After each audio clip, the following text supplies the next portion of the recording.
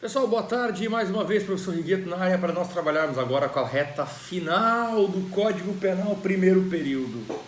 Reta final. Dentro do tema concurso de crimes, o tópico agora se chama circunstâncias incomunicáveis. Abre teu artigo 30 do Código Penal, vamos dar uma avaliada nele ali e eu vou explicar algumas circunstâncias para vocês e vou trazer exemplos. E o objetivo aqui, dependendo do caso, vai ser tratar tanto do artigo 30 quanto do próprio artigo 31, para a gente tentar fechar essa temática. Artigo 30.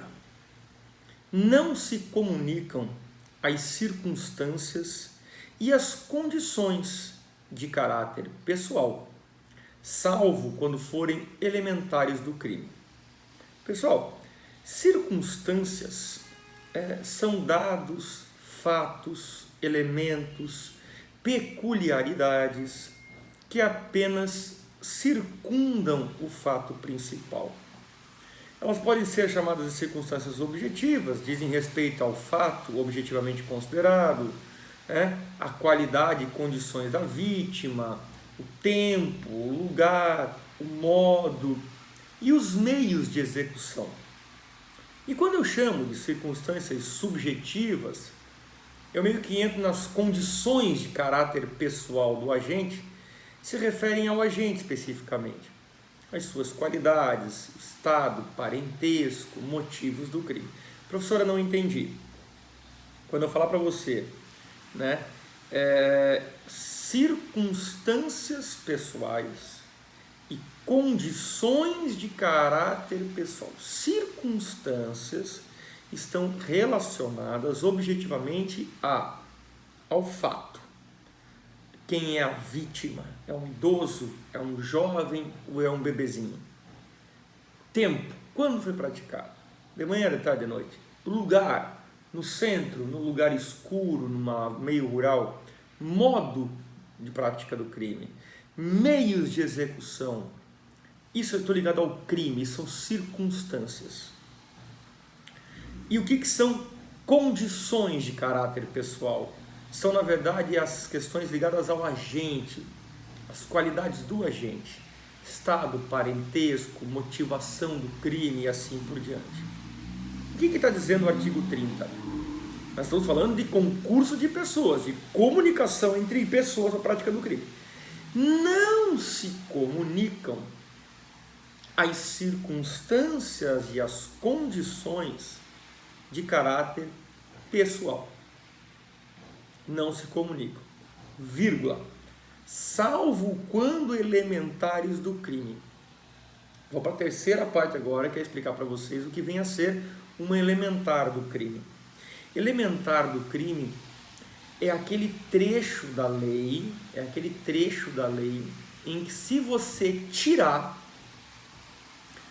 ou deixa de ser considerado crime, ou muda o tipo penal. Já vou dar um exemplo prático para vocês poderem entender, tá? A configuração do fato em si. Existe, na verdade, lá o crime de infanticídio. Infanticídio é a mãe que mata o próprio filho durante ou logo após o parto, sob a influência do estado puerperal. Tá? Percebam que o estado puerperal é uma espécie de depressão pós-parto que a mulher passa, dependendo da circunstância, por questões hormonais, logo no finalzinho da gestação e até mesmo semanas depois do parto. Isso é um infanticídio. Se eu tiro o estado puerperal dessa mulher, eu coloco assim, mãe que mata o próprio filho durante ou logo após o parto. O que essa mãe está fazendo? Ela está praticando o homicídio. Porque só virou infanticídio com uma pena menor em razão do estado puerperal. Então, o estado puerperal é a elementar do crime. Não se comunicam circunstâncias e condições de caráter pessoal, vírgula, salvo quando elementares do crime. Significa que as elementares do crime, elas se comunicam. Professora, eu não entendi. Isso. O fato de eu ser primário e você ser reincidente são condições de caráter pessoal. Se nós dois praticarmos um crime, né? Eu sou primário, você é reincidente, tu vai ter a tua pena maior do que a minha. Porque a condição de caráter pessoal, ela não se comunica. Se você é complicado, uma curva de rio e eu não, ou vice-versa, se eu tenho, né, situações ruins e você boas, eu não vou nem me aproveitar das tuas condições boas, nem você das minhas ruins, porque são condições ou circunstâncias de caráter pessoal. Agora, um pai que ajuda uma mulher, que ajuda a mãe, a esposa, a praticar a morte do próprio bebê, durante ou logo após o parto, em decorrência do estado puerperal, por mais que ele não seja mulher, por mais que ele não tenha a condição do puerpério, vamos colocar assim, tá? Eu tenho, na verdade, que ela é uma elementar do crime e as elementares, elas se comunicam. Professor, vai mais além, ó. Vou voltar um pouquinho para aquele trecho, né, da condição de caráter pessoal, né? Relações do agente com o mundo exterior, com os outros seres, com o estado de pessoa, de parentesco e assim por diante. E elementares do crime são dados, fatos, elementos e condições que integram determinadas figuras típicas, certas peculiaridades que normalmente constituiriam circunstâncias ou condições que podem transformar-se em elementos do tipo penal. E nesses casos, deixam de circundar simplesmente o injusto típico para integrá-lo. Esse é um conceito doutrinário e eu apenas estou tentando explicar para vocês que aquilo que é elementar é aquilo que muda o tipo penal ou até deixa de considerar crime. Quer ver? Vou puxar um texto aqui do Código Penal. Deixa eu puxar aqui para vocês aqui. Vou dar um exemplo, tá, de um crime real, de um crime lá do Código Penal, para ficar um pouco mais claro. Quer ver? Vamos ver aqui. Nós podemos lembrar, inclusive, sobre os meios de transporte.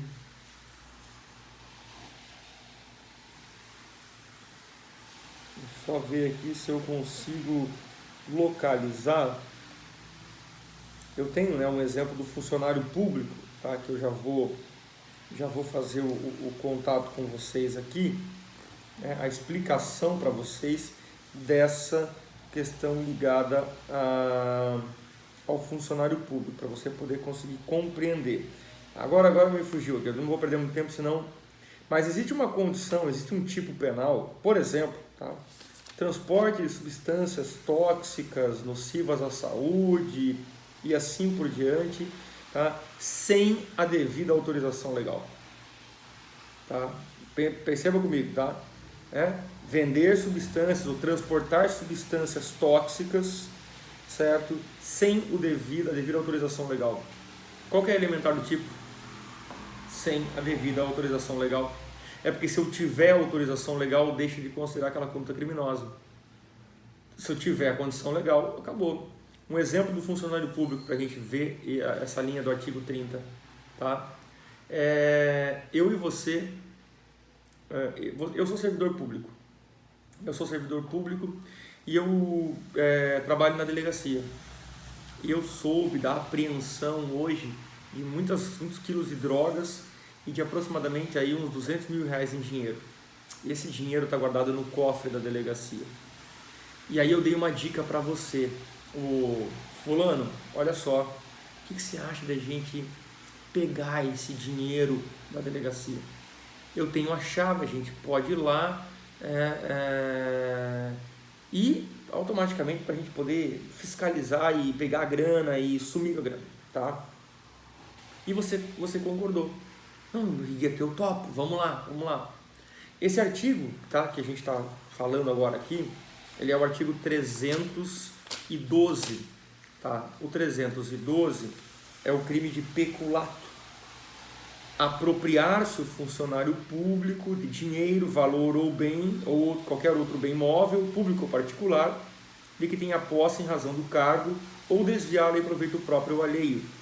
Na mesma pena, incorre o funcionário público, se embora não tenha posse do dinheiro, valor ou bem, o subtrai, ou concorre para que seja subtraído em proveito próprio ou alheio. Então assim, eu não tenho dinheiro na minha mão, está no cofre, mas eu estou concorrendo para isso. A pena desse crime, pessoal, é de 2 a 12 anos de reclusão.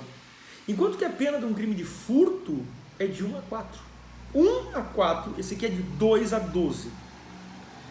Se nós formos presos, você que estava comigo responderá como se funcionário público fosse. Porque embora pareça uma condição de caráter pessoal, não é. Ela é uma elementar do tipo. Porque apropriar-se de alguma coisa é o crime de apropriação indébita prevista no artigo 168 do CP, do Código Penal. Apropriar-se de coisa alheia móvel de que tenha posse ou detenção. Furto, está no artigo 155, subtrair coisa alheia móvel para si ou para outrem.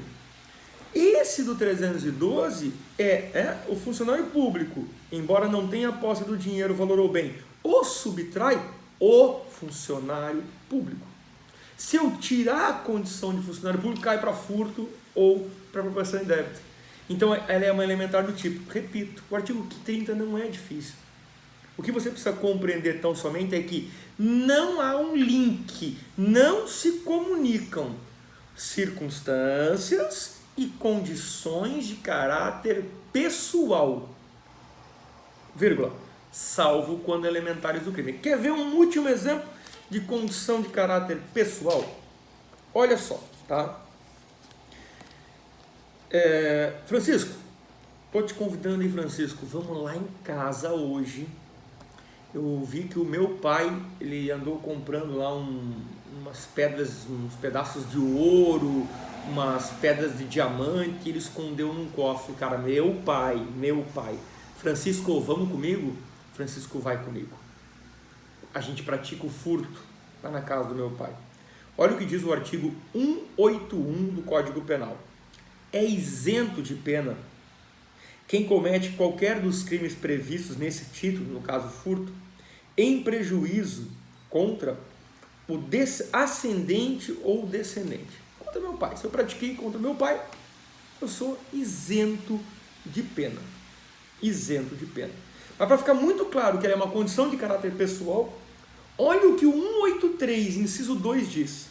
Não se aplica ao disposto nos dois artigos anteriores, no 181 e no 182, inciso 2, ao estranho que participa do crime. Porque ser filho do meu pai é uma condição de caráter pessoal. Isso ser filho do meu pai é uma condição de caráter pessoal. As circunstâncias não se comunicam, salvo se forem elementares do tipo. Tá? No próximo vídeo, que vai ser o nosso último, para daí vou fazer a recapitulação, eu vou tratar dos casos de impunibilidade, do artigo 31, e nós encerramos a parte do direito penal. Beleza? Bons estudos e até a próxima.